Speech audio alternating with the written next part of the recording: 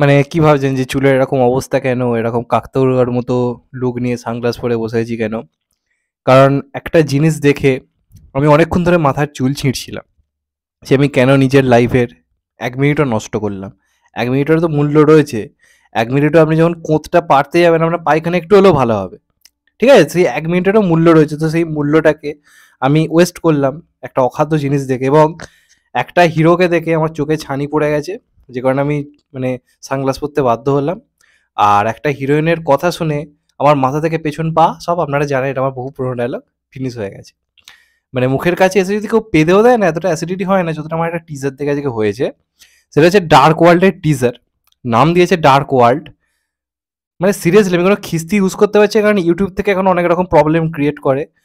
নাহলে আমি এত খিস্তি দিতাম না এই ভিডিওতে, কান থেকে সিরিয়াসলি অডিয়েন্সের রক্ত বেরিয়ে যেত আজকে।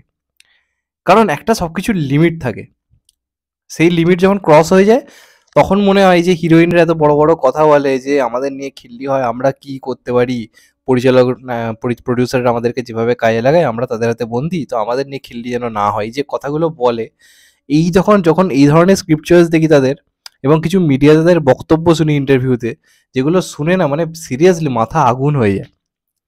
তো এই সিনেমাটার নাম হচ্ছে ডার্ক ওয়ার্ল্ড। এটা যে হিরো তার নাম হচ্ছে মুন্না খান, যে পরবর্তীকালে হয়তো সাকিব খান হতে চলেছে। এবং যে না কি বলবো, যাই হোক এখন যদি কথা বলি মুন্না খানকে নিয়ে, মুন্না খান সিগারেট টানছে এমন করে যেভাবে গাঁজাখোররাও গাঁজা খেয়ে যখন অজ্ঞান হয়ে যায় তখনও ওইভাবে মানে গাঁজা টানে না, সেইভাবে সিগারেট টানছে। যখন দৌড়চ্ছে তখন পুরো চর্বিটা শরীরে এত থলথল করছে যে আমার এক্ষুনি মনে হচ্ছে যে আমাকে ওয়েট কমাতে হবে, কারণ আমাকেও তো এরকম লাগে, আমি যখন দৌড়ই আমাকেও তো এরকম লাগবে না।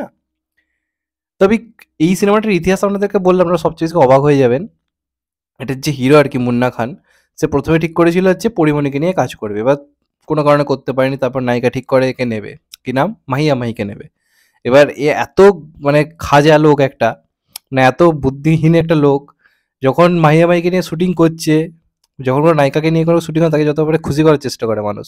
মাহিয়া মাহিকে নিয়ে শুটিং চলাকালীন মিডিয়াতে এসে বলে দিয়েছে যে আমার পরিমণিকে নেওয়ার ইচ্ছে ছিল, পরিমণি থাকলে বেটার হতো, ব্যাস মাহিয়া মাহি সিনেমা ছেড়ে চলে গেছে। তার ইগোতে লেগেছে, স্বাভাবিক ভাই, আমি সিনেমা করছি, আমি তার সঙ্গে নাচছি, কি আমার খেয়ে দিয়ে কাজিন একটা হিরোর সঙ্গে নাচ করছি, সে আবার আমাকে রব দেখিয়ে বলছে যে পরিমণি থাকলে ভালো হতো। এবার পরিমণিকে হায়ার করতে পারেনি, করা সম্ভব হয়নি। তো প্রজেক্টটা পড়েছিল, দেখবেন টিজারটা এসছে প্রায় মনে হয় ৭-৮ মাস আগে যতদূর আমি দেখলাম। তা এখন কাউকে না পেয়ে আমাদের এখানকার সব থেকে লিডিং মোস্ট হিরোইন কৌশানী মুখোপাধ্যায়কে পাওয়া গেছে। আমাদের লিডিং মোস্ট হিরোর উড বি, হ্যাঁ, যাই হোক, তো কৌশানী মুখার্জিকে পাওয়া গেছে। তো সে এক চান্সে রাজি হয়ে গেছে, সে বলেছে যে আমি এখানের একজন বিরাট বড় মাপের অভিনেত্রী, আমাকে নিয়ে প্রচুর ট্রোলিং হয়, তো সমস্ত ট্রোলিংয়ের আমাকে জবাব দিতে হবে, তো আমি ডার্ক ওয়ার্ল্ডের নায়িকা হব।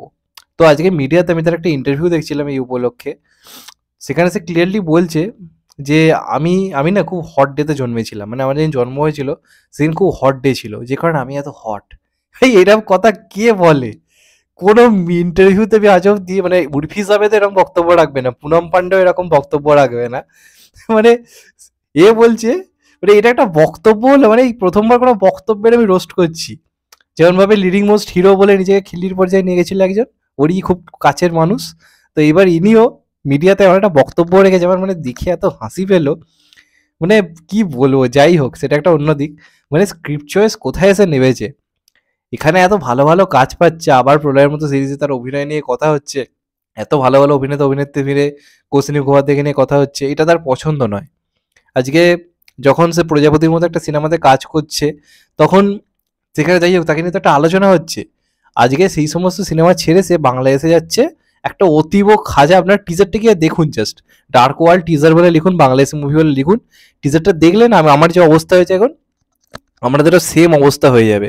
ভাববেন এটা কি, জাস্ট কি এটা, মানে খাজা মানে তস্য জালি বলতে যা বোঝায় না, সেই মানে সেই নিচের মানে পর্যায়ে সিরিয়াসলি বলতে গেলে, মানে কি বলবো, এর থেকে কিছু বলার নেই।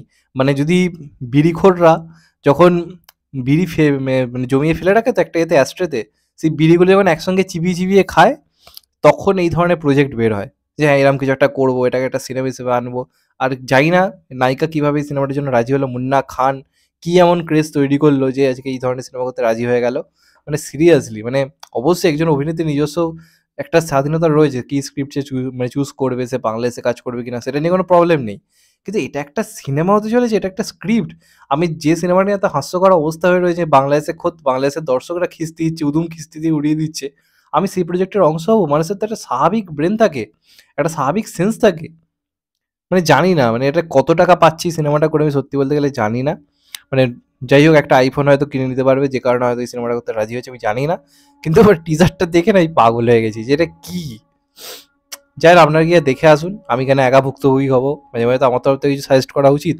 তো আজকে মনে হলো এটা সাজেস্ট করি, গিয়ে দেখে আসুন এবং মানে জাস্ট অবাক হয়ে যাবেন যে হ্যাঁ এটাও একটা সিনেমার টিজার হতে পারে। যাই হোক কি আর বলবো, এই তো অবস্থা। তোমাদের কি মতামত অবশ্যই কমেন্ট করে জানিও, আর চ্যানেলটা নতুন হলে চ্যানেলটাকে সাবস্ক্রাইব করে দিও and get the bell icon. ভালো থেকো সবাই, টেক কেয়ার, নমস্কার, আবার দেখা হবে এখন তো ভাই, সবাই ভালো থেকো সুস্থ থেকো, নমস্কার, টেক কেয়ার, ভালো থেকো সবাই।